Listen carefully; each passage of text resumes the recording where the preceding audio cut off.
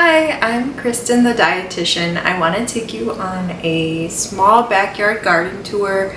I have 2 small gardens and I have 4 backyard chickens. I just want to show you what's growing, what I was able to harvest so far this year.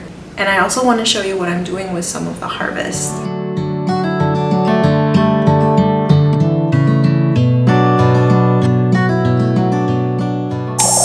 Recently, I picked up 2 orange trees. These were on clearance at my local tree nursery, and they stay green all winter if you bring them inside, which is what I'll have to do. I want to put these in our library to add some green color while it's winter here.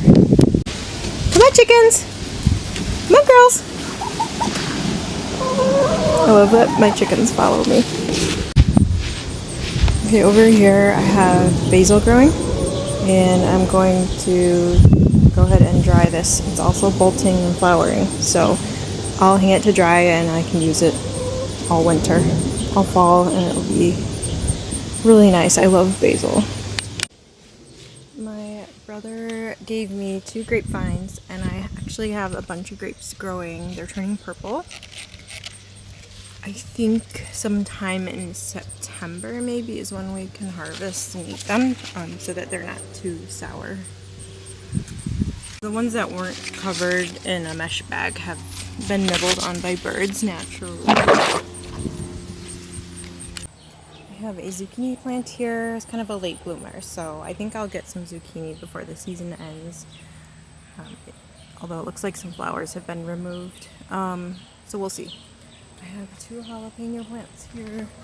I've already been harvesting and eating. And then I have a ton of surprise tomato plants that I did not plant. And I won't complain. I will support their growth and enjoy all of these surprise tomatoes. So let's see. This is a tomato plant here. And then I have asparagus growing that is not... probably another year or 2 before we can actually eat it. And then here's my rosemary plant. Here's another surprise tomato plant. Lots of oh no, actually this one my brother gave me. So he's more into gardening than me. He's got a green thumb. This is going to be purple tomatoes. So he gave me this plant that he grew from seed. Here's a surprise tomato plant. It's just wild, and I know I should be staking it and supporting it, but I'm not prepared for that because I was not expecting to grow tomatoes. Here are Brussels sprout plants that I grew. I have 3 of them growing right now.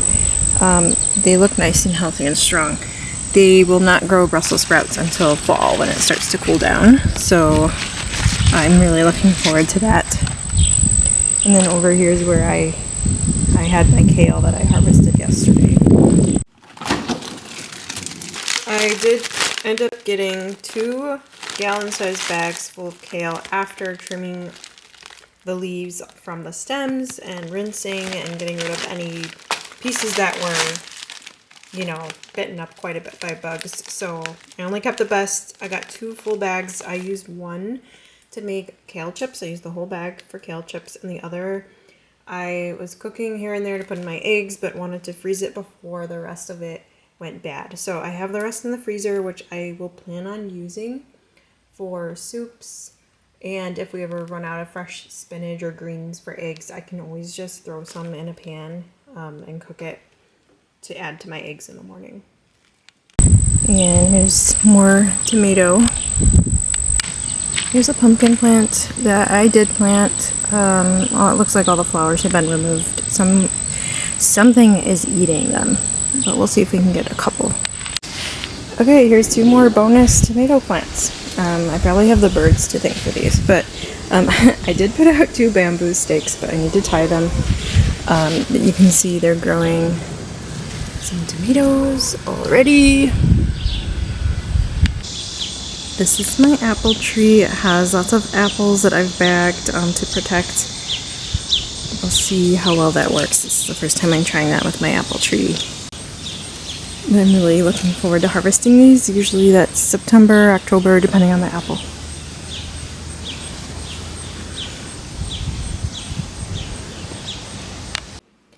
We can't forget about our eggs. They count as harvest as well in my mind. So we have 4 chickens and we get about 2 eggs every day. That chicken math doesn't really work out, but I'm still thankful for the 2 eggs that we do get. Now here I am rinsing off the basil that I harvested. There is so much basil. I wanted to make sure that I washed it really good, get off any dirt or bugs. So after they're all washed and I set them on towels to dry, air dry a little bit, then I can hang them up to air dry for about a week or more so that I can then place the dried leaves in jars and use this pretty much all year until next summer. Drying and hanging herbs from my curtain rods is, to me, it adds a beautiful effect to my kitchen, but also makes me feel a little bit like Stregonona. I won't complain though. One last thing I was able to harvest from my garden this year was chamomile flowers. I bought 1 or 2 chamomile plants from the garden store that I planted in my garden, and they really took off, and I harvested a bunch of the flowers and dried them. And once they had dried for about a week, I put them in this jar. So you can see the chamomile in there. I really love the smell of chamomile, especially when it's fresh and in the garden. But it's really nice to make homemade chamomile tea. You just pick the flowers off of the plants and let them dry, and then you can just use them for tea as you need. Speaking of bonus plants, I have this surprise squash plant growing in my front yard, likely due to a bird dropping a seed, but look at the squash I'm getting. This is so cool. This is a small one growing. And you can see if I zoom in, there's a large one growing right there. But this plant is just amazing.